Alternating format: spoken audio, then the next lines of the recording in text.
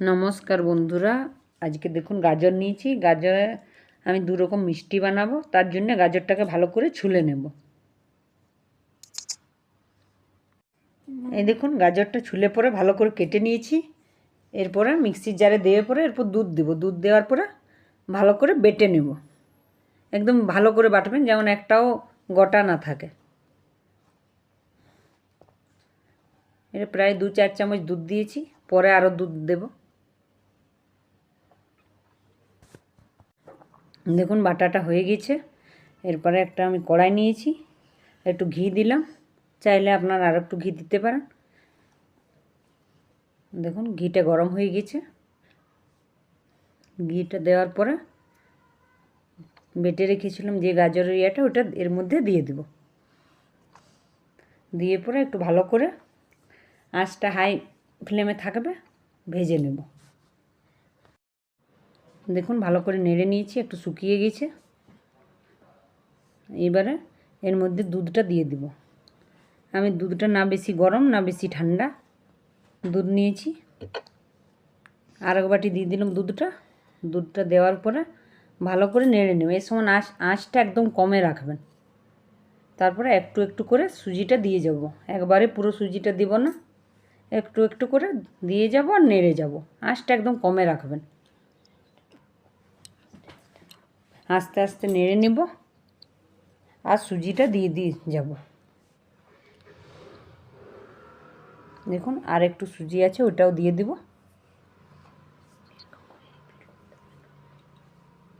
এরকম করে রিপিট করতে হবে, সুজিটা দিয়ে যেতে হবে। দেখুন হয়ে গেছে। এরপরে এর মধ্যে একটু চিনি দেব। চিনিটা আপনারা নাও দিতে পারেন, যখন মিষ্টি রসটা করবেন তখনও চিনি দিতে পারেন, কিন্তু চিনিটা দিলে কি একটু টেস্টটা বেশি ভালো হয়। বা আপনারা যদি চান কি তাড়াতাড়ি খাবো, তো চিনিটা দিলে তাড়াতাড়ি খাওয়া যায়। দেখুন এরপরে ভালো করে নেড়ে নেব। আঁচটা মিডিয়ামে রাখবো এই সময়। দেখুন হয়ে এসছে। এরকম করে নেড়ে নেবেন, আঁচটা মিডিয়ামে রাখবো। নেড়েই যাবেন না তো নিচে ধরে যায়। দেখুন এটা মোটামুটি হয়ে গেছে। দেখুন কড়াইটাতে লাগছে না, এরকম নেড়ে যেতে হবে। দেখুন কি সুন্দর এটা লাগছে দেখতে। হয়ে গেছে এটা। এরপর আমি গ্যাসটা বন্ধ করে দেব। বন্ধ করার পরে আমি এটাকে প্রায় 10 মিনিট মতন ঢাকা দিয়ে রেখে দেব। যতক্ষণ আমি ওটা ঢাকা দিয়ে রেখেছি ততক্ষণ আমি মিষ্টির রসটা বানিয়ে নেব। তার জন্য 1 বাটি চিনি দিয়েছি আর ওই বাটিরে 2 বাটি জল দিয়েছি। জল দিয়ে ভালো করে চিনিটা গলিয়ে নেব। তারপরে আঁচটা বাড়িয়ে দেবো। আঁচটা বাড়ানোর পরে ভালো করে ফুটিয়ে নেব। রসগোল্লার রসের থেকে একটু বেশি মোটা হবে। দেখুন রসটা ফুটে এসছে। একবার করে নেড়ে নেব।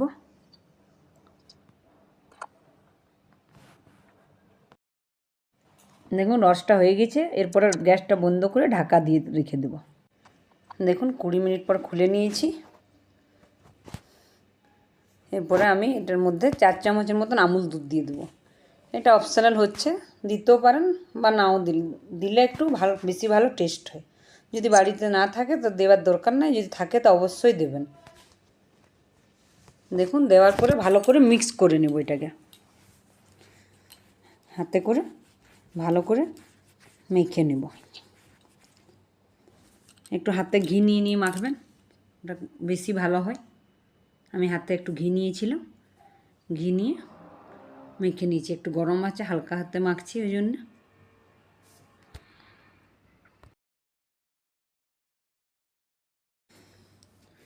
দেখুন মাখাটা হয়ে গেছে। এরপর উপর থেকে আমি একটু ঘি দিলাম। এবারে মিষ্টিটা বানাবার জন্য আমি হাতে একটু ঘি নিয়েছি। ঘি বা সাদা তেলও নিতে পারেন। তারপরে এরকম লম্বা বা গোল যেরকম বানাবেন। আমি চমচমে আকারে বানাচ্ছি। এটা বেশ চমচম মিষ্টি বলে। দেখুন এরকম করে গড়ে নেবেন প্রতিটাকে। সবগুলো এরকম করে বানিয়ে নেবো। এটা আমি হাফ হাফ বানাবো, হাফ পান্তুয়া বানাবো, হাফ চমচম বানাবো, যেমন ফেটে না যায়।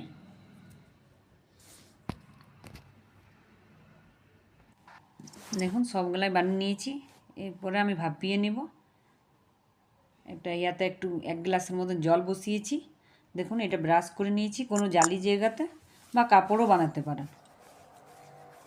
এরকম দেওয়ার পরে হাই ফ্লেমে এটাকে 5 মিনিটের মতন ফুটতে দেবো, 5 থেকে 7 মিনিটের মতন। দেওয়ার পরে এটাকে ঢাকা দিয়ে দেব। আমি হাফটা চমচম বানাচ্ছি, হাফটা পান্তুয়া বানাবো, সেই জন্য দেখুন হাফটা বানিয়ে নিয়েছি। দেখুন 5 থেকে 7 মিনিটের মতন হয়ে গিয়েছে। ঢাকাটা খুলে দিলাম, দেখুন কি সুন্দর ফুলেছে।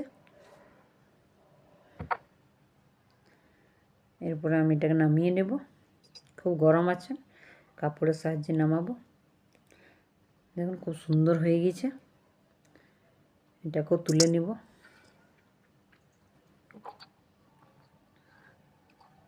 দেখুন একটু হালকা ঠান্ডা হতে দেবো, এত গরম তো তোলা যাবে না। তারপরে একটি একটি করে তুলে নেব আমি।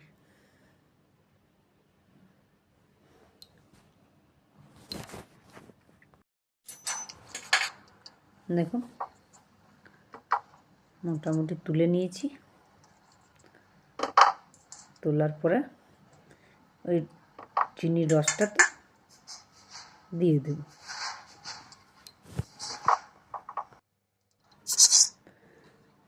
এই দেখুন এরপরে যে চিনির রসটা করে রেখেছিলাম, সেই চিনির রসটাতে একটি একটি করে দিয়ে দেব। সব একবারে ঢেলে দেবেন না, ভেঙে যেতে পারে। খুব নরম হয়েছে। দেওয়ার পরে প্রায় 1 ঘন্টা আমি ঢাকা দিয়ে রেখে দেব। যদি চিনির রসটা একদম ঠান্ডা হয়ে যায় তো একটু হালকা গরম করে নেবেন। আমারটা গরম আছে, সেই জন্য আমি আর গরম করব না এটাকে। দেওয়ার পরে আমি এটাকে একটু নেড়ে নেব। নাড়ার পরে ঢাকা দিয়ে দেবো। প্রায় 1 ঘন্টা ঢাকা দেব। 1 ঘন্টা পরে খেতে পারেন। দেখুন 1 ঘন্টা হয়ে গেছে। দেখুন কি সুন্দর ফুলেছে আর খুব নরম হয়েছে। এটাকে আমি একটা প্লেটে তুলে নেব। এবারে আমি বানাবো পান্তুয়া। তো এটা তুলে নিই। তোলার পরে কিছুটা রস এর মধ্যে দিয়ে দেব। আর এই রসটাতে আমি আবার পান্তুয়া বানাবো।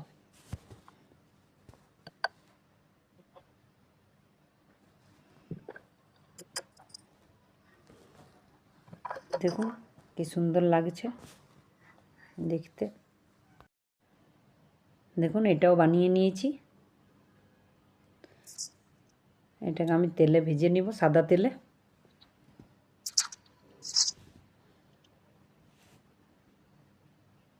দেখুন আমি কড়াই একটু তেল কম দিয়েছি, আপনারা বেশি তেল দিয়ে অনেকটা দিয়ে ভাজতে পারেন। আমি ওই জন্য কম কম করে ভাজছি একটু। দেখুন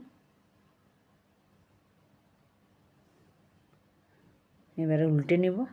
দেখুন একদিকটা মোটামুটি ভাজা হয়ে গেছে, আর একটু ভাজাটা হবে।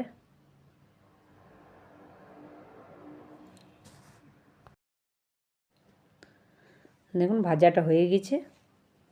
এরপর আমি তুলে নেব, আর যেগুলো আছে সবগুলো এরকম করে ভেজে নেব। দেখুন কি সুন্দর লাগছে। দেখুন আমি যে রসটা বানিয়ে রেখেছিলাম চমচমের জন্য, সেটা অর্ধেক এটা তো রেখেছিলাম, এটা দিয়ে দিয়েছি। দেখুন নেড়ে নিয়েছি। নাড়ার পরে আমি এটাকেও 1 ঘন্টার মতন ঢাকা দিয়ে রেস্টে রেখে দেব। দেখুন 1 ঘন্টা হয়ে গেছে। দেখুন মিষ্টিটা কি সুন্দর ফুলেছে। আর এটা খেতেও এই ভাজা মিষ্টিটা খুব ভালো হয়। আমি ভাজা মিষ্টিটাও এর আগে বানিয়েছি, চমচমটাও এর আগে বানিয়েছিলাম, কিন্তু চমচমটা অতটাও ভালো লাগে না যতটা ভালো ভাজা মিষ্টিটা লেগেছে খেতে। যদি আপনাদের ভালো লাগে তো একটা লাইক করবেন, সাবস্ক্রাইব করবেন, আর আমার ভিডিওটা পুরো দেখার অনুরোধ রইল। আর কেমন হয়েছে সেটা কমেন্ট করে জানাবেন। আমার ভিডিওটা দেখার জন্য আপনাদেরকে অনেক অনেক ধন্যবাদ।